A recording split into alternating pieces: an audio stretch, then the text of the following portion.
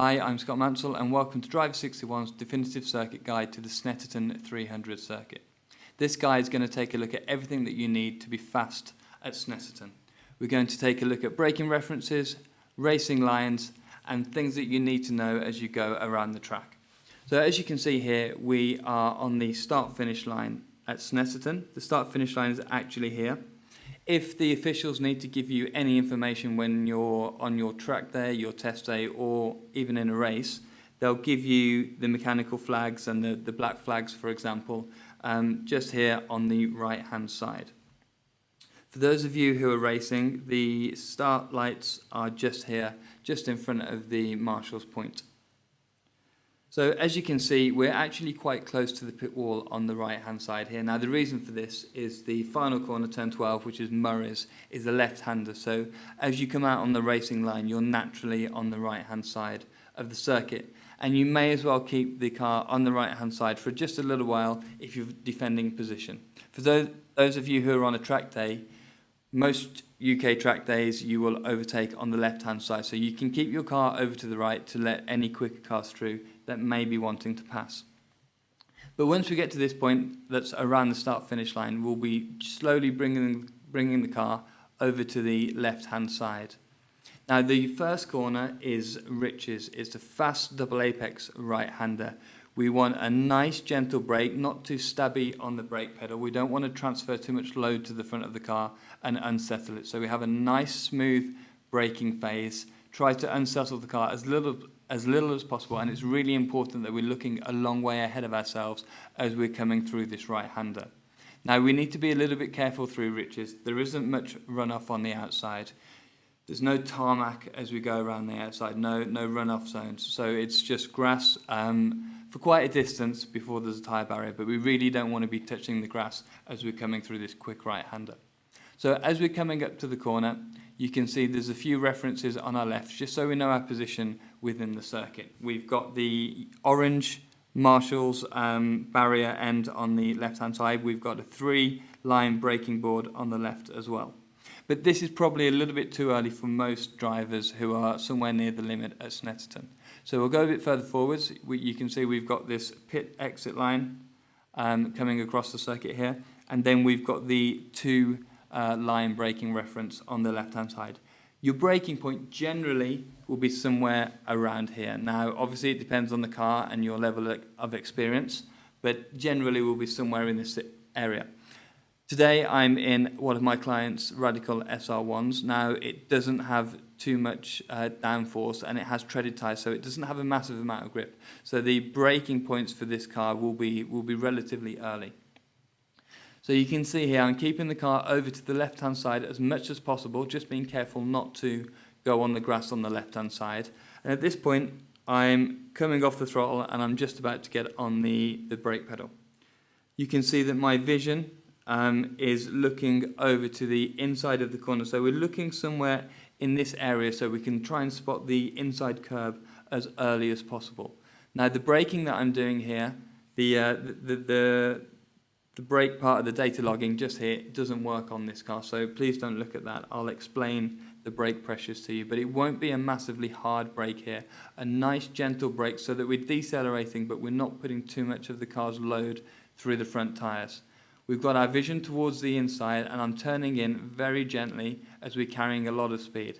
So as we're coming in now, you can just start to see the curb on the right-hand side here. Now, as I mentioned, Rich's is a double apex, so we're going to make this first curb, and then we're going to make the curb a little bit later, just after that. So we're bringing the car in nice and gently. You can see that I've just got a little bit of rotation in the car. You can see that the steering wheel's almost straight when we're going through a right-hand turn. And I'm just making the white line on the inside. Now, you don't want to take too much, if any, of this curb on the right-hand side. It's quite steep and quite aggressive. So if you do run over it at this high speed, we're doing 170 kilometers an hour, even in this little SR1. If you do run over a big curb like this, it may destabilize the car, which obviously isn't what we want at this high speed. At this point, I'm getting back on the throttle. It's important to get back on the throttle in these quicker corners just to settle the rear of the car. And in this mid-corner phase, we're just allowing the car to push out a little bit, about a quarter of the track's width from the right-hand side here. We're moving our vision back up the road up here. So if you look on the right-hand side, we're just bringing our vision here. It's the next point that we need to travel towards, so it's important that we're looking in this area. So now we're at the mid-corner and we're looking towards the second apex. As you can see, I'm gently allowing the car to come back over to the right-hand side. We're again making the white line on the inside here and not taking too much of this inside curb. Again, it's a little bit rough and it will destabilize the car if you run over it. So next up, it's important to move your vision towards the outside of the circuit, somewhere up here, so that we can spot our exit point and know when we can begin to release the car towards the outside of the track. So you can see the car's naturally coming to the outside here.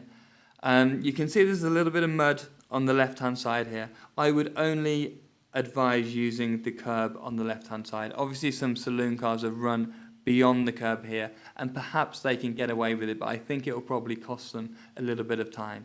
The other thing is, if you run onto the grass on the outside, there's a small chance that you could get a little bit of oversteer and you'll have an accident towards the inside barrier, which is pretty close on the right-hand side. So now we've successfully exited Riches. We're heading down towards turn 2, which is Montreal.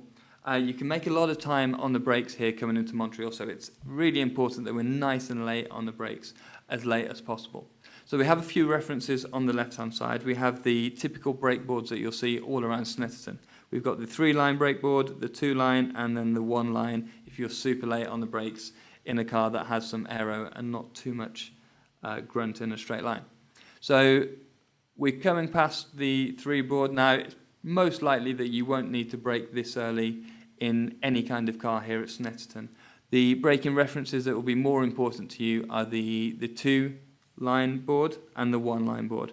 Now, I'm not saying that you have to brake exactly on these boards, but they're a good reference whether you're braking 20 or 30 meters before the 2-line board or 10 meters after it, for example. So in this radical, you can see that I'm beginning to get off the throttle just after the 2-line board here on the left-hand side. You can see the throttle just decreasing here, and I'm getting on the brakes.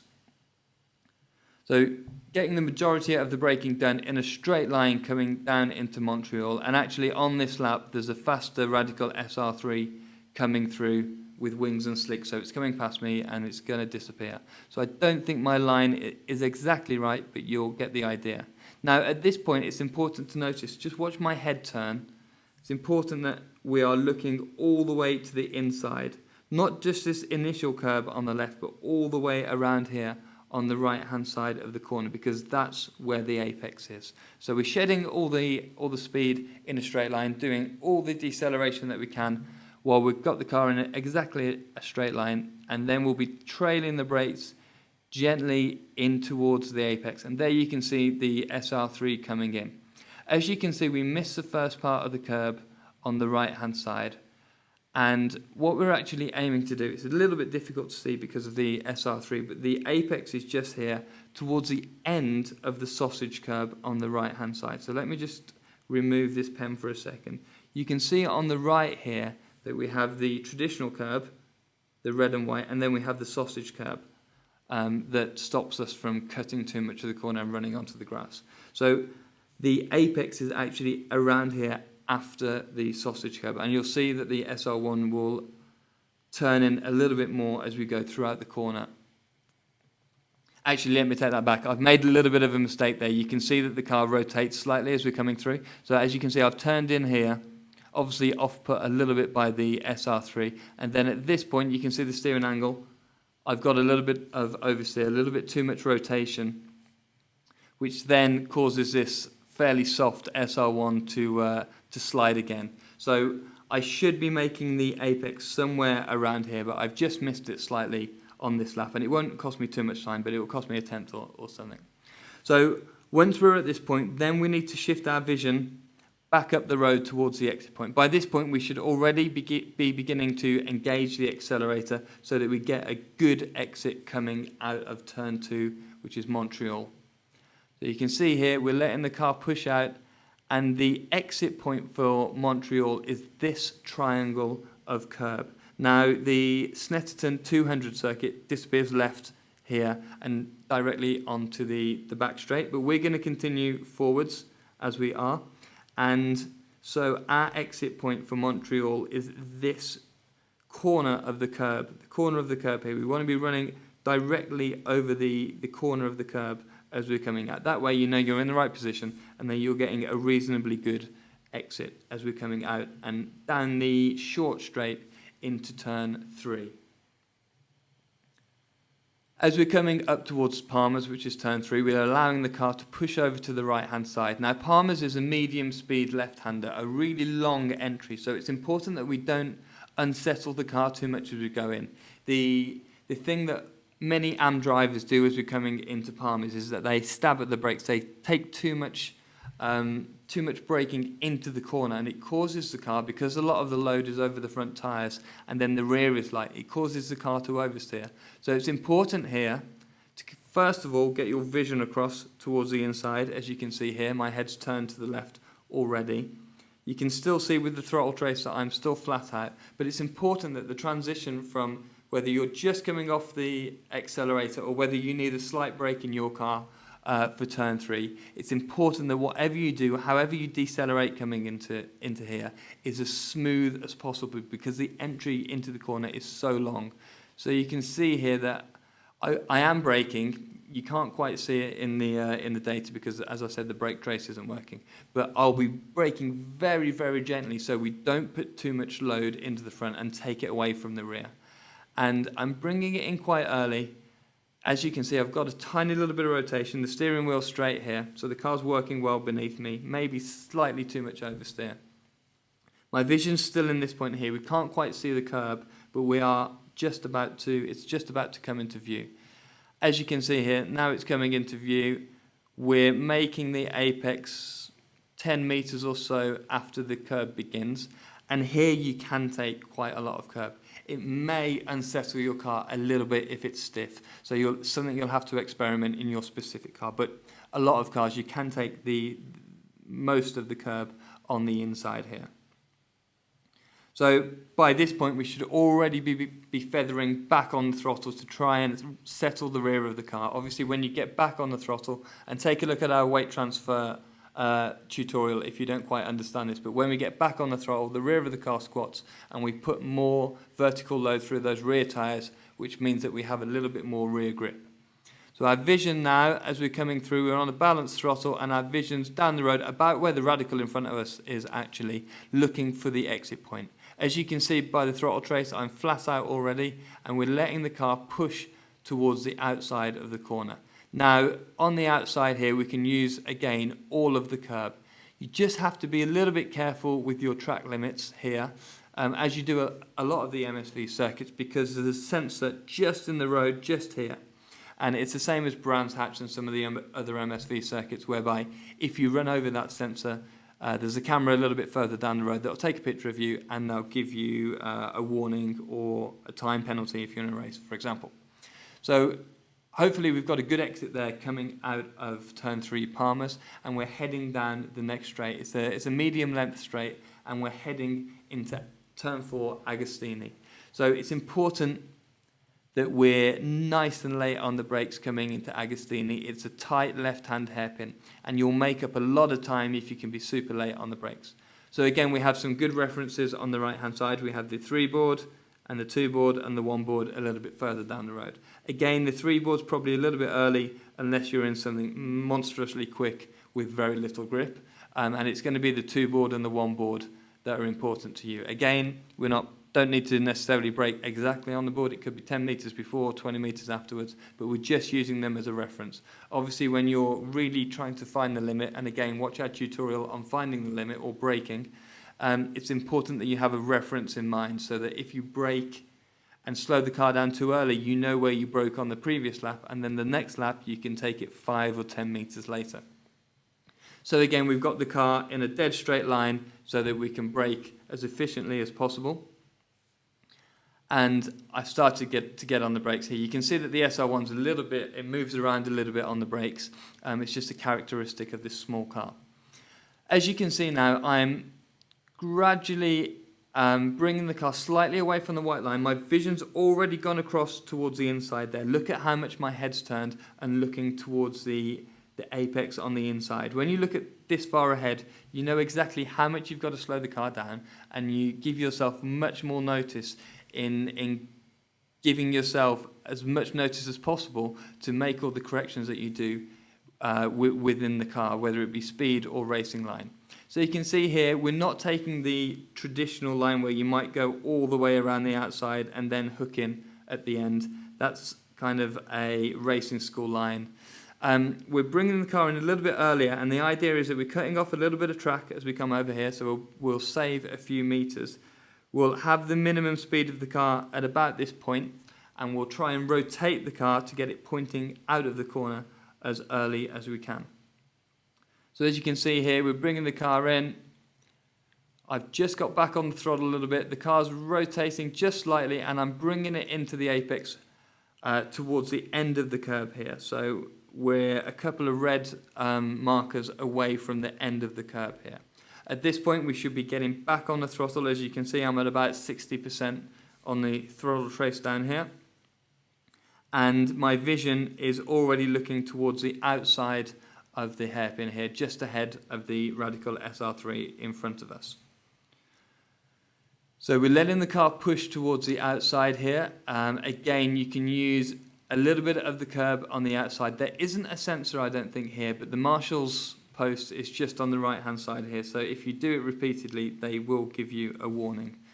But we don't want to be running too wide coming out of there anyway, because it's a big traction zone. So we want to get a really good exit coming out of Agostini. We're going up to the very tricky medium-speed left-hander, turn 5, which is called Hamilton. Now, it is tricky because in most cars, it's just a lift or a very gentle brake again.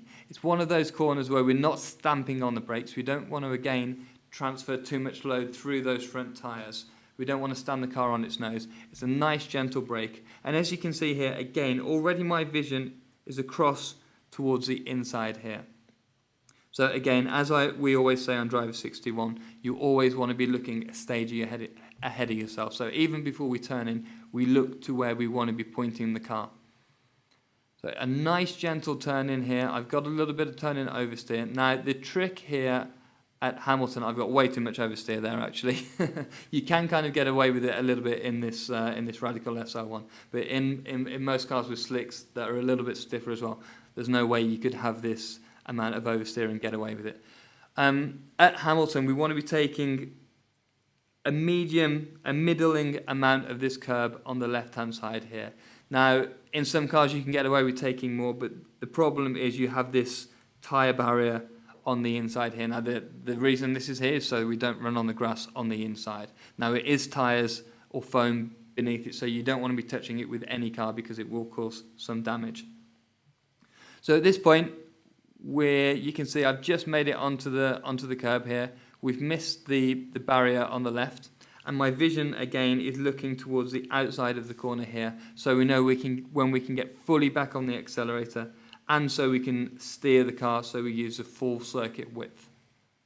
So we're letting the car push out again here on the exit of turn 5. You can see that there's a sensor just embedded in the grass crating on the right hand side here. Again, it will take a picture of you if you run wide, and then you may get a time penalty or sin binned if it's a test day. So next up we're coming to turn 6, which is Oggies. It's a tricky little right-hander with a bump in the braking zone which could cause a lockup. So we want to get the car diagonally across the circuit as quick as possible. Now there's not really any braking references here. We only have the turning board here, and you can also just see the bump which is just here in the circuit. Now some cars like the Radical SR3 for example, they have so much grip that you actually brake just after the bump. In this SR1 we're braking a little bit before the bump, just about where we are now and beginning to get on the brakes. So really the best reference for the brakes coming into Oggies is the turning board and how many meters before it when you're getting on the brakes. So they're coming down, we're slowing the car down in as straight as line as possible. You can see that my head's turned already and I'm looking towards the inside, exactly where the Radical is on the right hand side of the track. We're bringing the car in nice and gently, and then slowly increasing our steering lock as we're coming into the apex. Now you can take quite a lot of curb here, and it's a relatively normal curb here. So in most cars you can take the full width of the curb. What I wouldn't advise doing, and which is actually illegal if you're racing, is running onto the grass grating here. Now the reason is it's fine at this mid corner point, but when you come back over the curb, there's actually quite a big bump. So if you run over that, it will destabilize the car, and it could cause a little bit of oversteer as we're coming out of Oggies. So the exit's a little bit strange. We don't want to be running towards the exit at this point here, as you can see here. If you do that, you're going to be restricting your exit as we're coming out of the corner properly. It's got this kind of strange mid-corner phase where we're not actually using all the track. But the reason is, a little bit later in the corner, as you can see, we're still kinking around to the right. It's not as sharp as the first part of the corner. But as we're coming out here, this is the limiting factor in terms of using track width. And you can see all of the dirt on the outside where saloon cars have rubbed away the grass. So this is the limiting factor for you as we're coming out of Oggies. This point we should be flat out on the accelerator, and we're coming up to turn 7, which is Williams. Probably, or definitely, the most important corner on the circuit. The reason being is that we have the longest straight after it, and we really need to get a good exit coming onto that back straight. Now, as we're coming up here, you can see that my head at this point is turning round to the right. I'm already looking for the apex, which, if you can see, is another one of those barriers that is situated on the inside of the corner. Now, as with turn 3, Palmer's, turn 7 is very similar in the aspect that it has a very long entry, and you're entering the corner for quite a long time. So with this in mind, again, we need to make sure that when we lift off the accelerator or when we brake, and it's not really that much of a deceleration for most cars coming into Williams, we need to be as smooth as possible with that brake pressure or with the lift off the accelerator. A lot of amateur drivers will come into Williams and turn 3 Palmer's, and they will stamp on the brakes too much or make the lift off the accelerator too hard. That will destabilize the car. It could cause a bit of oversteer as we're entering, and that means that you won't get a good exit onto the Bentley straight. So as you can see, my vision's come across here. I'm turning in actually really early because it's got that long corner entry, lifting off the accelerator as smoothly as I possibly can. You can see that I've got a tiny little bit of rotation. We're bringing the car in towards the curb, in towards that barrier on the inside. Now again here at Williams, you can use quite a lot of the curb on the inside. Obviously it depends on the car that you're driving, and if it unsettles your car at all, I wouldn't use it because the exit of this corner is so important. We need to get on the accelerator as soon as we can and carry that speed down the next straight. So we've navigated our way through the mid part of the corner pretty well. I'm back on the accelerator. I'm flat out now. I've got a little bit of oversteer, but as long as I'm not lifting, it's all right. Then we're going to let the car push all the way to the outside, and you can use the curb on the left. Now, again, as you can see here, there's another sensor just beyond the curb. So if you do run wide, you will get a penalty, whether it be on a test day, track day, or in a race. So now we're heading down the Bentley straight. You've got quite a while to take a look at your temperatures, take a look in your mirrors. If you're racing, obviously see if there's anyone behind you that you need to defend. If you're on a track day, if there's someone quicker, you can pull the car over to the right and let them through. But you get plenty of time to have a look in your mirrors, have a look at your temperatures, and make sure generally everything's okay with the car. Now, the next section, we're coming into Brundle and Nelson. Now, they're together because Brundle is a bit of a braking zone for Nelson. Very technical part of the circuit, requires quite a lot of feel with the car because you are decelerating and turning at the same time. It's a very tricky part of the Snetterton 300 circuit. So on the right-hand side here, we've got the braking references. We've got the 3-board, the 2-board, and the 1-board as normal here at Snetterton. The 3-board, again, unless you're in something really, really quick with that doesn't have much grip, we're not going to really be noticing that. But we've got the 2-board and this access road on the right-hand side, just as references so you know exactly where your car's positioned. So we're keeping the car over to the right-hand side. We want to do quite a lot of the braking in a straight line, but we're still using Nelson Brundle as a bit of a braking area for Nelson. So we'll do a lot of the braking here, and then we'll gently come off the brakes in most cars, bringing the car towards the inside. Now, just at this point, one thing to notice is that there is runoff here. So if you are too late on the brakes, you can run straight on. Don't try and make the corner because you'll have a spin. You can run straight on and rejoin just after Nelson and before the bomb hole. So we'll be off the brakes generally at this point, turning the car in towards the bollards on the left-hand side here, and we can take a little bit of curb on the left. But once we get the car into this zone and we're reducing the amount of turning that the car's done, we can then get back on the brakes again. And this is where you'll make up all the time coming through this section. As I mentioned, it's very technical, and a lot of drivers, AM drivers, when I work with them, this is the area where they lose most time on the track. So as you're coming into Brundle, do most of the braking in a straight line, you come off the brakes, you then turn the car into the corner, and then again at this point you're getting back on the brakes quite hard to slow the car down for Nelson. You want to keep the car over to the left hand side in this path as much as possible. Sometimes drivers get a little bit too greedy through Brundle, and then they end up in the middle of the track here, which makes Nelson impossibly tight, and then you lose a load of time on the exit. So keep the car all the way over to the left as much as possible. As you can see, my vision's gone to the inside of the corner here. I'm looking at the apex as much as I can, and then we're bringing the car in towards the apex.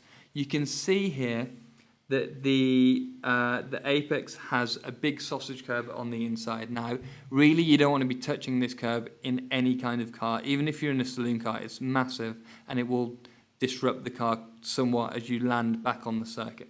So just use half of the curb here, or all of the normal type of curb.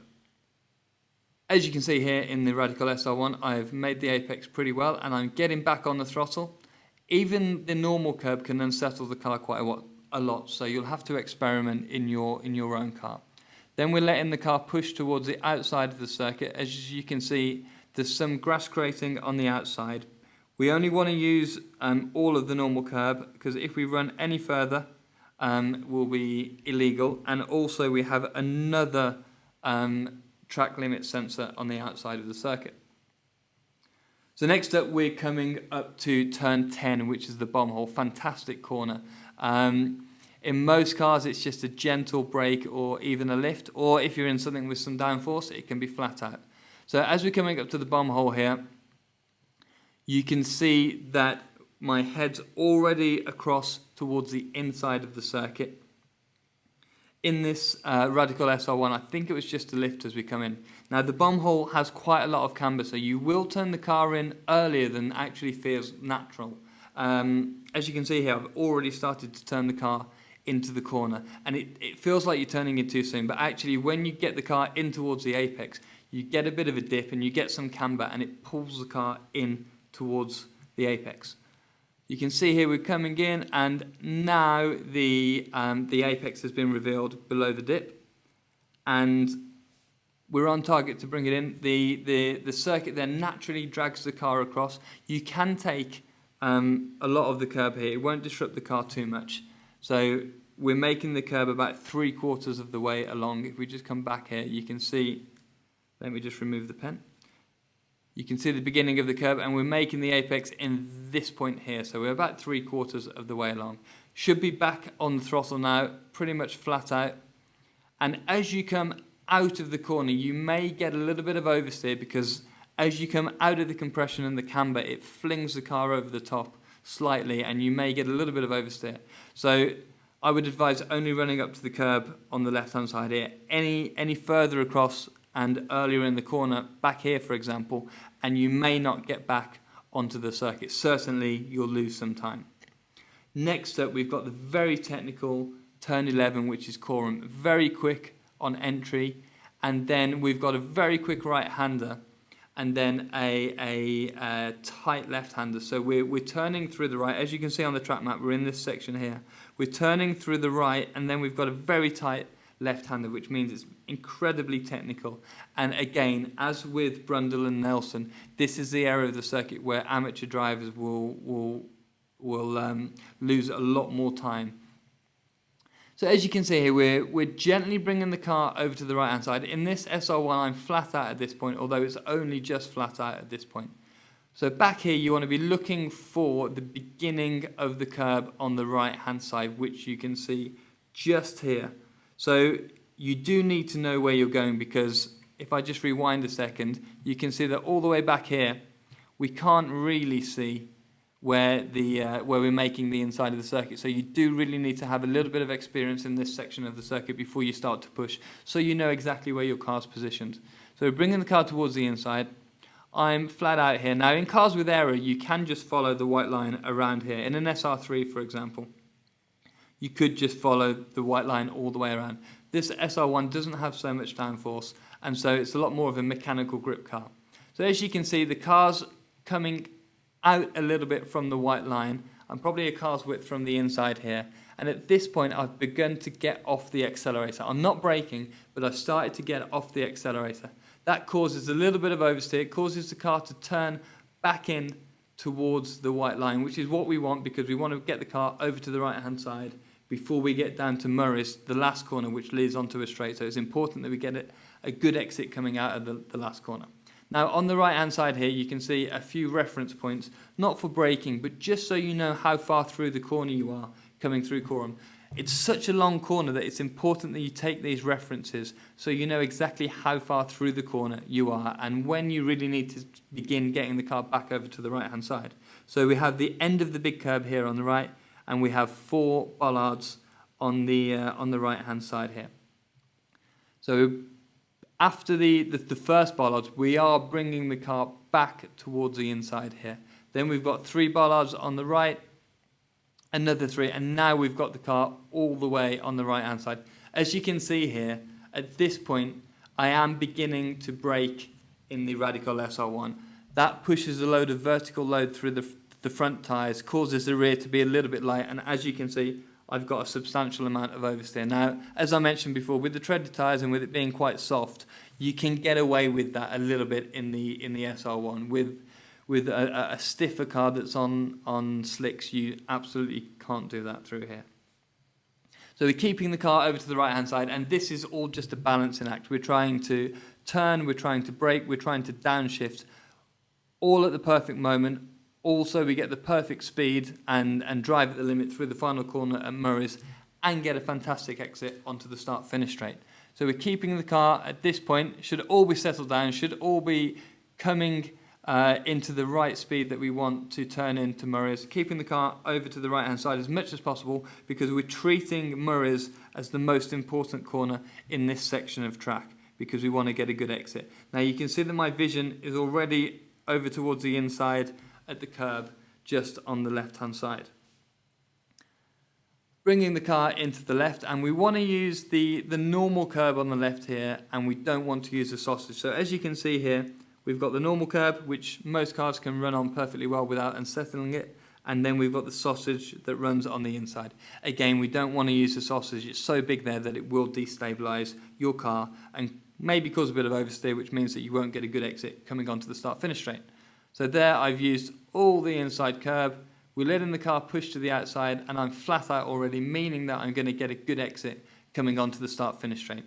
Again, we want to be using all of the normal curb on the outside here at Snetterton, but we don't want to be using any of the grass because we'll run over the track limit sensor here, which could cause us to get a penalty. So as we're coming up the start-finish straight here, one important thing to notice is that the pit entry is just here on the right-hand side. It's a tricky little pit entry here at Snetterton. It has a little chicane as you get a bit further down, as you can see here. So the pit lane comes, pit entry comes off to the right and then turns left and then turns right again. So when you come in there, make sure you don't come in too hot because it can be a little bit tricky through there.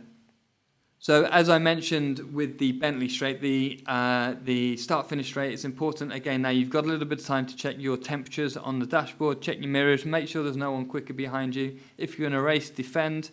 If you're on a track day, keep the car over to the right and let the quicker cars come past you on the left-hand side. So you can pretty much follow the right-hand white line on the right here. Okay, well, thank you very much for watching. This has been the definitive circuit guide to the Snetterton 300 circuit, and I'm Scott Mansell. Thank you very much, and I'll see you next time.